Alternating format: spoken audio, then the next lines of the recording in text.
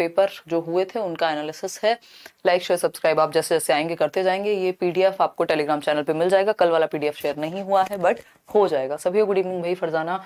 चलिए first question देखिएगा, 30 question है। अच्छा, कल एक क्वेश्चन में जब हम बात कर रहे थे ना, वो जो आरपीडब्ल्यूडी वाला एक्ट था, तो उसमें जो मैंने आंसर आपको बताया था वही सही था। और क्योंकि बोर्ड ने वही माना है, वो ज्यादा डिटेल्ड आंसर है। गलत पर्सन्स विद डिसेबिलिटीज भी नहीं था, क्योंकि आरपीडब्ल्यूडी एक्ट ही है नाम, लेकिन इनकी अपनी मर्जी होती है कि थोड़ा सा इंक्लूसिव आंसर की तरफ ज्यादा जाते हैं अगर इस तरह की सिचुएशन आती है, क्योंकि ईयर मेंशन्ड नहीं था वहां पे।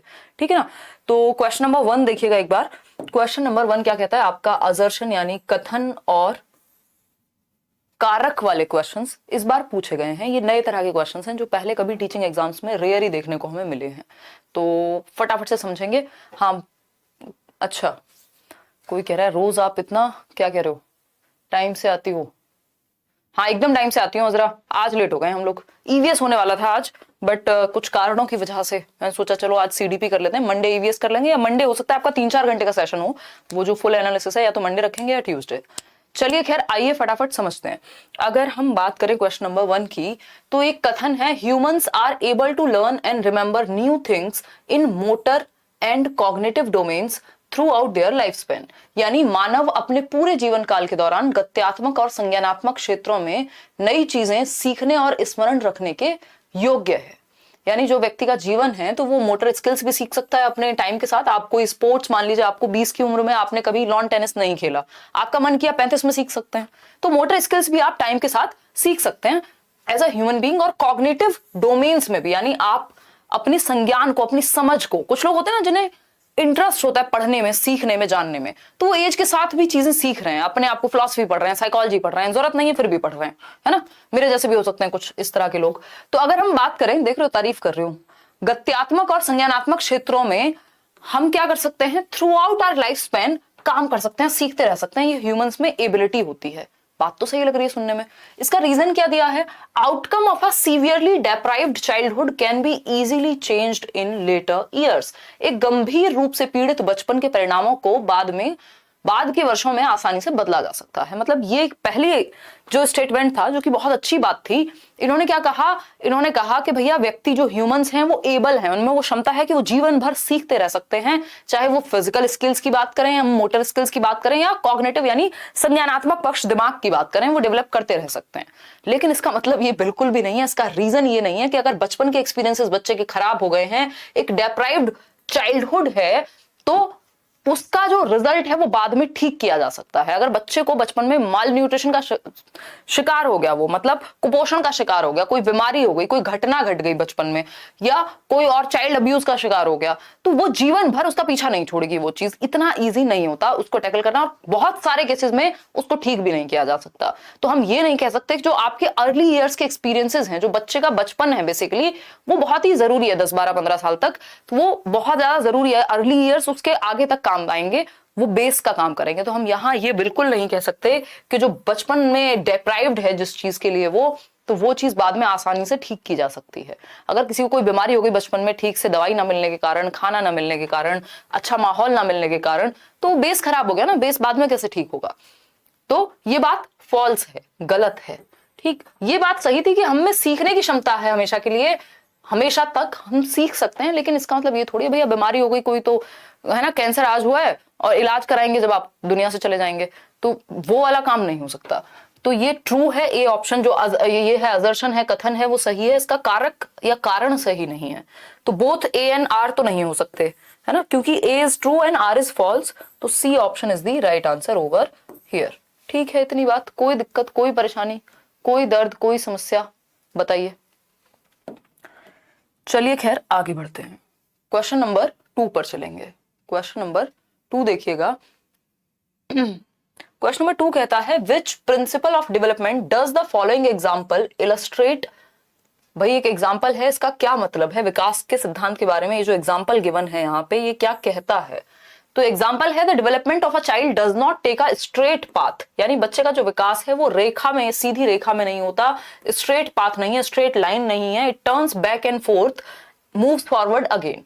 यानी बच्चे का जो विकास है वो ऐसे होगा, है ना, आगे पीछे, आगे पीछे, आगे पीछे। एक स्टेज में आपके हाथ पैरों की लंबाई, आपके शरीर की लंबाई बढ़ रही है, दूसरी स्टेज में लंबाई रुक गई है लेकिन आपके अंदर क्षमता या पावर आ रही है, मतलब बैक एंड फोर्थ, आगे जाएगा विकास, फिर पीछे आएगा, कंसोलिडेट करेगा, मजबूती आएगी उसमें और फिर आगे जाएगा। इसको स्पाइरल डेवलपमेंट का प्रिंसिपल कहते हैं, है ना। इसको क्या कहेंगे? प्रिंसिपल ऑफ यूनिफॉर्मिटी नहीं है, यूनिफॉर्मिटी तो सारी दुनिया में एक जैसी advancement, yes, principle of spiral advancement, चक्रीय बढ़ोतरी या चक्रीय विकास का या वर्तुलाकार विकास का सिद्धांत कहते हैं।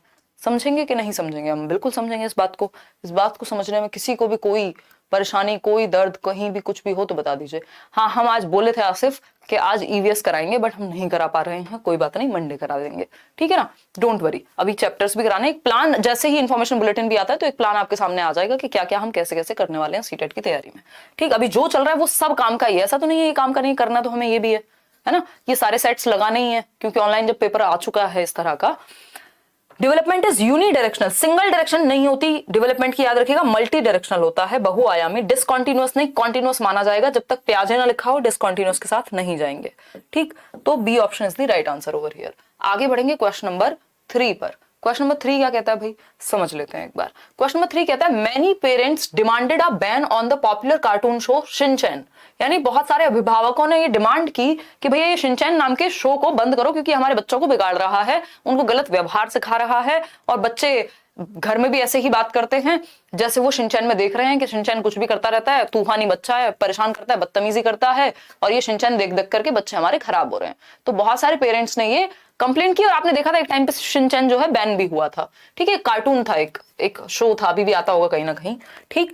As their children were imitating the central characters unruly behaviour, जो सेंट्रल कैरेक्टर था, यानी जो मुख्य, जो उसमें क्या कहेंगे हीरो है एक तरह से उस कार्टून का, शिनचैन, उसके व्यवहार को इमिटेट कर रहे हैं, अनुकरण कर रहे हैं, उसकी नकल कर रहे हैं बहुत सारे बच्चे, कि उसका जो अनुशासनहीन व्यवहार है ना, मेरे को याद नहीं आ रहा एग्जैक्टली, नहीं तो शौर्य होता तो उसको याद रहता है, उसकी लाइंस होती थी शिनचैन की, कुछ जैसी हरकतें वो करता था।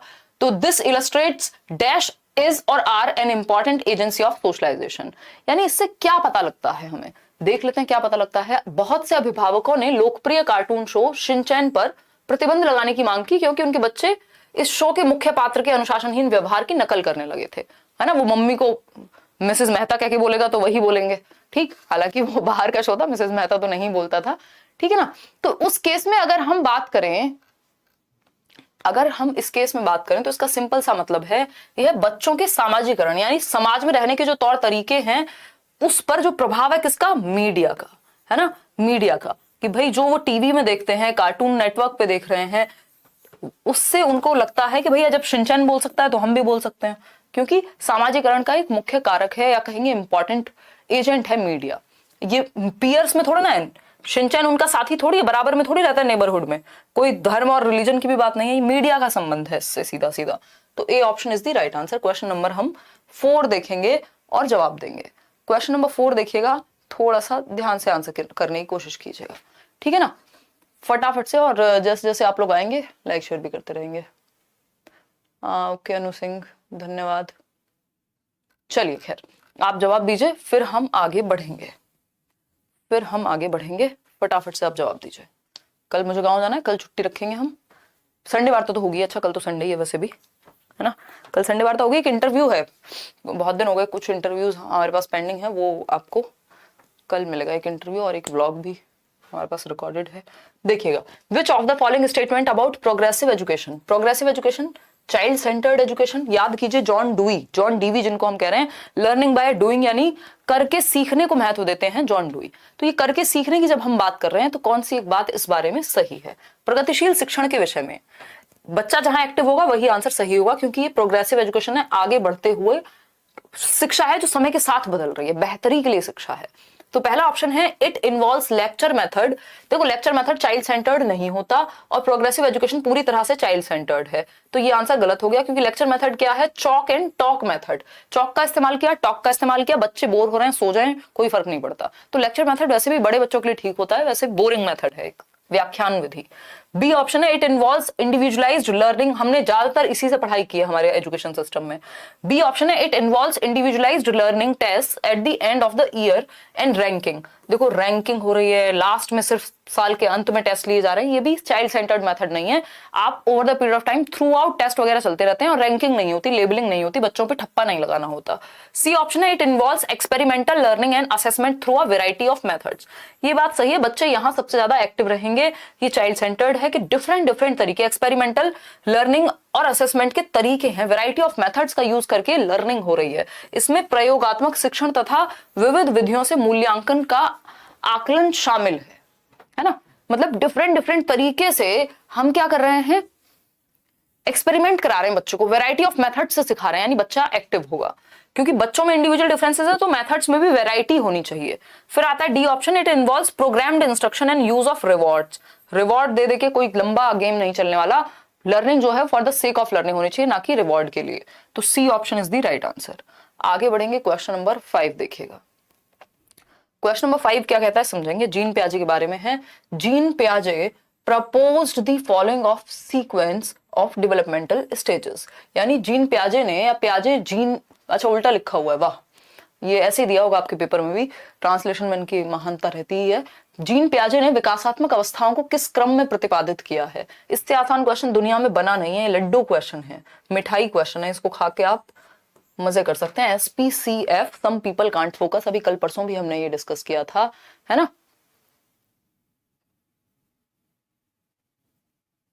अंकिता बी ही सही था, RPWD एक्ट में ना कल बी ही सही था, जो बताया था ना सही वही था, क्योंकि वो इंक्लूसिव है, वो बच्चे की बहुत सारे पॉइंट्स उसमें इंक्लूडेड थे, क्योंकि क्लैरिटी तो दोनों में से किसी में नहीं थी ना। तो वहां PWD एक्ट 1995 लिखा था ना 2016 लिखा था, तो उन्होंने वो बी को ही सही माना था। हालांकि मेरी नजर में सी भी सही होना चाहिए था, बट बी को भी हम गलत नहीं कह सकते, उसको ज्यादा इंक्लूसिव माना था इन्होंने, ठीक है ना। तो अगर आप टू द पॉइंट कहेंगे तो सी सही होना चाहिए था, बट पेपर के अकॉर्डिंग बी सही था। चलिएगा, खैर समझते हैं, क्वेश्चन पे आते हैं। हाँ चलिए शोभित समझते हैं। SPCF सिंपल आंसर है sensory motor, pre operational, concrete operational, formal operational. B option is the right answer. संवेदी गामक जन्म से 2 वर्ष, प्री ऑपरेशनल 2 से 7, जिसको पूर्व संक्रियात्मक कहते हैं, कॉन्क्रीट ऑपरेशनल 7 से 11, formal operational 11 years and above, ठीक है ना। तो B option is the right answer. बाकी का सीक्वेंस गलत है, क्योंकि फॉर्मल ऑपरेशनल नहीं, कॉन्क्रीट ऑपरेशनल पहले आएगा, ये सी ऑप्शन में। क्वेश्चन नंबर 6 देखिएगा अब। क्वेश्चन नंबर 6 समझेंगे एक बार। अगर हम बात करें अकॉर्डिंग टू जीन पियाजे, यानी पियाजे के अनुसार, विच of the following questions will be answered only by the children in formal operational stage. 11 साल से ऊपर के बच्चे ही किस एक क्वेश्चन का जवाब दे पाएंगे एज पर जीन पियाजे, बताइएगा फटाफट से, फिर हम आगे बढ़ेंगे। क्या हुआ, पोल गड़बड़ आ रहा है क्या आज? पोल इतना जल्दी क्यों हटा दिया जा रहा है, बताइए, है आखिर क्या मजबूरी है, बताइए बताइए। आप जल्दी जवाब नहीं दे सकते हैं अनुष्का, हैं? फिर भी समझाएंगे, हम इनको डांटेंगे। हमारे यहाँ हम पढ़ाएं कुछ भी, हम डांट के ही समझाते हैं, लेकिन है ना। देखिए एक बार, मजाक कर रही हूँ, आ जाओ एक बार, समझो फटाफट से। देखिए क्वेश्चन नंबर 6 देखिए। अकॉर्डिंग टू जीन पियाजे, which of the following questions will be answered only by the children in formal operational. Raunak ate 11 chocolates, his sister ate twice as many, how many chocolates they both ate in total। ये तो बच्चा जो है, ये 6 साल का बच्चा, 7 साल का बच्चा, 8 साल का बच्चा, ये कॉन्क्रीट ऑपरेशनल में सॉल्व कर देगा। ये बेसिक गणित का एडिशन सब्ट्रैक्शन वाला सवाल है। बी ऑप्शन है A is greater than B and B is greater than, concrete operational में ये सॉल्व हो जाएगा 7 से 11 में, तो ये तो हट गया। If A is greater than B, अगर ए बड़ा है किससे, बी से, and B is greater than C, ठीक है। What is the relation between A and C, तो A is greater than B and C both, तो ये क्या हो गया, इसमें थोड़ा सा दिमाग लगेगा। ये क्या है, ये जाएगा फॉर्मल ऑपरेशनल में, क्योंकि रेशो की बात करेगा, है ना। तो यदि ए तुलनात्मक रूप से बी से बड़ा है और बी सी से बड़ा है, तो ए और सी का क्या संबंध है, तो इसमें रेशो, प्रोपोर्शन और दुनिया भर की बातें, रिलेशन, ये सब आ जाएगा। हाउ मेनी होल नंबर्स, ये 7 से 11 वर्ष में सॉल्व हो जाएगा। तो आंसर जो है यहाँ पे 7 + 9 कितना होता है, ये तो कोई भी बता ही देगा। तो बी ऑप्शन है जो फॉर्मल ऑपरेशनल स्टेज के अंदर आना चाहिए। चलिए खैर आगे बढ़ते हैं क्वेश्चन नंबर 7 पे। क्वेश्चन नंबर 7 देखिएगा। हालांकि इस तरह के सवाल कई बार कॉन्क्रीट ऑपरेशनल स्टेज में भी सॉल्व कर दिए जाते हैं, कि जो ट्रांसडक्टिव रीजनिंग बोलते हैं इसको, बट यहाँ पे ऑप्शन के अकॉर्डिंग, क्योंकि ये चीज फॉर्मल ऑपरेशनल में गायब नहीं हो जाएगी कि बच्चा ना समझ पाए, ठीक है ना। क्वालिटी अपनी तरफ से इंक्रीज कर लीजिए अगर देखने में समस्या हो रही है। क्वेश्चन नंबर 7 देखिए, अकॉर्डिंग टू लेव वाइगोस्की के अनुसार विच of the following factors influence learning, यानी कौन से वो तत्व हैं जो अधिगम को प्रभावित करते हैं। पहला ऑप्शन है सोशल इंटरेक्शन। देखिए वाइगोस्की की जब बात आती है तो SCL, BPL होता है ना, बिलो पॉवर्टी लाइन, ऐसे हमें SCL याद रखना है जब बात वाइगोस्की की हो। S for society, C for culture, L for language, ये 3 महत्वपूर्ण चीजें हैं एज पर वाइगोस्की। सोसाइटी बोले तो समाज, कल्चर यानी संस्कृति, और लैंग्वेज, ये 3 महत्वपूर्ण चीज हैं जिनके द्वारा वाइगोस्की कहते हैं कि आपकी जो समझ है वो बेहतर होती है। ठीक है बात, कोई दिक्कत नहीं है, इस बात को समझने में कोई समस्या नहीं है, समझेंगे। देखिएगा, अगर हम बात करें किसकी, सोशल इंटरेक्शन की सही है, कल्चरल टूल्स की सही है, लैंग्वेज की सही है, रीइंफोर्समेंट की बात किसने की है, स्किनर कर रहे हैं, वाइगोस्की नहीं करते। कंस्ट्रक्टिविस्ट लोग रीइंफोर्समेंट की बात नहीं करते। तो फर्स्ट, सेकंड और थर्ड सही है, यानी C option is the right answer over here. आगे बढ़ेंगे क्वेश्चन नंबर 8 पर, समझेंगे एक बार क्वेश्चन नंबर 8 क्या कहता है। अगेन वाइगोस्की ही बात हो रही है, देख लेते हैं क्या है। अकॉर्डिंग टू लेव वाइगोस्की के अनुसार when teachers make adjustment in the support extended to the child according to the child's current level. देखो ध्यान रखना, सपोर्ट किसके हिसाब से एक्सटेंड हो रही है, बच्चे के करंट लेवल के हिसाब से, यानी टेम्परेरी हेल्प है। टेम्परेरी हेल्प मतलब स्कैप फोल्डिंग है, यानी मचान है, ठीक। मॉडलिंग, रीइंफोर्समेंट, कंडीशनिंग, ये वाइगोस्की से इनका कोई नाता नहीं है। तो स्कैफोल्डिंग क्या है, कल भी बताया था, जब आप बैट पकड़ रहे हैं और बैट ठीक से नहीं पकड़ पा रहे हैं तो कोई आपको हेल्प करे पकड़ने में कि नहीं इसका ना ऐसे होनी चाहिए इसकी पोजीशन, है ना। आप जिम जा रहे हैं और आपका जो भी ट्रेनर है कोई भी, अगर आप गलत तरीके से कोई एक्सरसाइज कर रहे हैं वो हल्का सा आके हेल्प कर दे कि इसका ना पोस्चर ये होना चाहिए। तो ये क्या है, वो टेम्परेरी हेल्प है, इसी को स्कैफोल्डिंग कहते हैं, कि जहां आप अटक रहे हैं या आपको आपके लेवल को बेहतर करने के लिए आपको हेल्प दी जाती है जहां पे आप अटकते हैं या जहां आपको प्रॉब्लम होती है। समझ पा रहे हैं या नहीं। क्वेश्चन नंबर 6 का हिंदी देखिए। देखो हिंदी में अगर कोई चीज गलत भी है, क्योंकि पेपर में भी वही हिंदी दी हुई होगी इन्होंने, फिर तो इंग्लिश को ही हम फाइनल मानेंगे। ये आपके एग्जाम में सारे लगभग एग्जाम के बोर्ड्स यही बात कहते हैं, ये मैं नहीं कह रही हूँ, ठीक। तो अगर इस तरह की कभी कंफ्यूजन हुआ करे तो समझ जाया करो। क्वेश्चन नंबर 9 पे चलेंगे। क्वेश्चन नंबर 9 क्या कहता है देखते हैं। क्वेश्चन नंबर 9 क्या कहता है, लॉरेंस कोहलबर्ग का क्वेश्चन है। According to Lawrence Kohlberg The child's moral development in stage 3 समझ रहे हैं, good boy good girl orientation, maintaining mutual relation, the golden rule refers to the stage where Lawrence Kohlberg के अनुसार बच्चों के नैतिक विकास के तीसरे स्तर पर आरंभिक संबंधों को बनाए हुए होता है स्वर्णिम नियम वाले स्तर को कहा गया है। ये इतनी खराब जो ये ट्रांसलेशन है आपके पेपर में एज इट इज आई है ना। और कल कोई पूछ रहा था कि हिंदी और इंग्लिश दोनों में क्वेश्चंस आते हैं। यस, आपके पेपर में हिंदी और इंग्लिश दोनों में क्वेश्चन आते हैं। ऑनलाइन एग्जाम में क्या होता है, आपको वो लैंग्वेज चेंज करके देखनी पड़ती है, ऑफलाइन में दोनों तरफ लिखा होता था, तो बस इतना अंतर है, अदरवाइज आते दोनों में है। तो इनकी ट्रांसलेशन शायद इस बार सुधर जाए, पिछली बार इन्होंने खतरनाक ट्रांसलेशन दिया है। क्या आपका स्पेशल बैच है वो सीटेट के लिए उपयोगी है। नगेंद्र, स्पेशल बैच आप सीटेट के लिए मत लीजिए, क्योंकि उसमें बहुत ज्यादा डिटेल में चीजें हैं। सीटेट में इतना सा आता है और स्पेशल बैच में इतना पढ़ाया जाता है ना। तो उस केस में आप स्पेशल बैच को सीटेट के लिए मत लीजिए, बाकी किसी भी एग्जाम के लिए आप ले सकते हो। देखिएगा, अगर हम बात करें यहां किस चीज की, क्या वो आज लाइक शेयर करने में कंजूसी। देखिए, अगर हम बात करें स्टेज 3 की, जिसको good boy good girl orientation कहते हैं, the child wants to please and help others, सही बात है, बच्चा दूसरों को प्रसन्न रखना चाहता है और उनकी सहायता करना चाहता है, चलो मान लिया।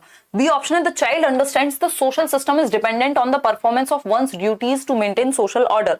ये तो 4th स्टेज हो जाएगी, लॉ एंड ऑर्डर, कि समाज में लॉ एंड ऑर्डर का पालन होना चाहिए, रूल्स को माना जाना चाहिए, क्योंकि ऐसे ही तो समाज चलता है, तो वो तो अलग चीज हो गई।